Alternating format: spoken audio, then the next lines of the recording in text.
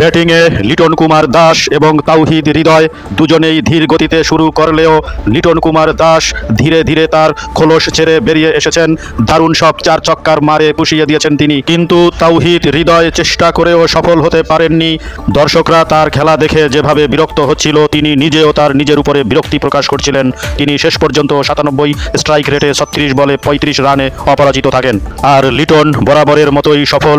তিনি 39 বলে 59 রান করে যখন আউট হয়ে যান তখন তার স্ট্রাইক রেট 151। 14 বল এবং 7 উইকেট হাতে রেখে বড় জয়ে হংকংয়ের বিরুদ্ধে মধুর প্রতিশোধ নিলেও ব্যাটে বলে সেভাবে প্রভাব বিস্তার করতে পারেনি বাংলাদেশ। বোলিংয়ে তাসকিন আহমেদ, তানজিম হাসান সাকিব এবং রিশাদ হোসেন দুটি করে উইকেট লাভ করলেও তাসকিনের ইকোনমি ছিল 9.5, রিশাদ হোসেনের ইকোনমি ছিল 5.8।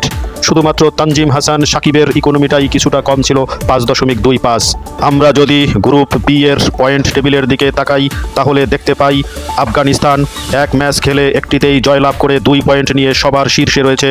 দ্বিতীয় অবস্থানে বাংলাদেশ একটি খেলায় একটিতেই জয়লাভ করে 2 পয়েন্ট নিয়ে দ্বিতীয় অবস্থানে রয়েছে, তাদের নেট রান রেট +1.00। 3 নম্বরে রয়েছে শ্রীলঙ্কা, তারা এখনও কোনো খেলায় অংশগ্রহণ করেনি। চতুর্থ অবস্থানে রয়েছে হংকং, তারা 2টি খেলায় অংশগ্রহণ করে 2টিতেই পরাজিত হয়েছে, তাদের নেট রান রেট -2.88। আফগানিস্তানের নেট রান রেট 4.70, অর্থাৎ বাংলাদেশ এবং আফগানিস্তানের পয়েন্ট সমান হলেও নেট রান রেটে আফগানিস্তান অনেকটাই এগিয়ে রয়েছে।